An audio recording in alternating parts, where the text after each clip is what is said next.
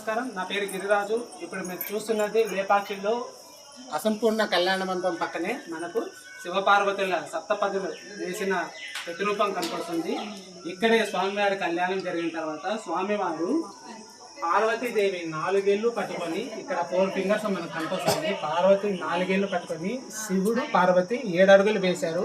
మామూలుగా మనం పెళ్లిలో అయితే చిటికెన వేలు పెట్టుకొని నడుస్తాము, కానీ దానికి విరుద్ధంగా స్వామివారు పార్వతీదేవి 4 ఏళ్ళు పెట్టుకొని ఇక్కడ 7 అడుగులు నడిచినారు. ఈ 4 ఏళ్ళు పట్టుకునే దానికి అర్థం ఏమనగా, శివుడు పార్వతీదేవికి వరం ఇస్తున్నారు. 4 జన్మలైనా, 4 యుగాలైనా, 4 తరాలైనా పార్వతీదేవి నువ్వే నాకు భార్యవి, నువ్వు తప్ప వేరేవారు రారు. దీనికి ఎటువంటి ఆటకం లేదు, నువ్వు ఎవరి వల్ల భయపడాల్సిన అవసరం లేదు.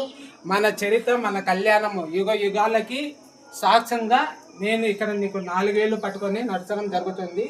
మన పెళ్ళికి సాక్ష్యంగా ఇదే నీకు ఇస్తున్న వరమని పార్వతీదేవికి శివుడు అభయం ఇస్తూ ఇక్కడ 7 అడుగులు నడిచినారు. అందుకనే ఇటువంటి మహా అద్భుతమైన కట్టడం మనకు లేపాక్షిలో తప్ప ఇంకా ప్రపంచంలో ఎక్కడా కనిపించదు. అంతటి అద్భుతమైన మహాశిల్పం మలచడం జరిగింది. దీన్ని అసంపూర్ణ కళ్యాణ మండపం అంటారు. అసంపూర్ణ కళ్యాణ మండపంలో మనకు చూసుకుంటూ వస్తే ఇక్కడ రైట్ సైడ్ మనకు కనిపిస్తుంది స్వామివారి. దీనికి పైన పైకప్పు లేదు.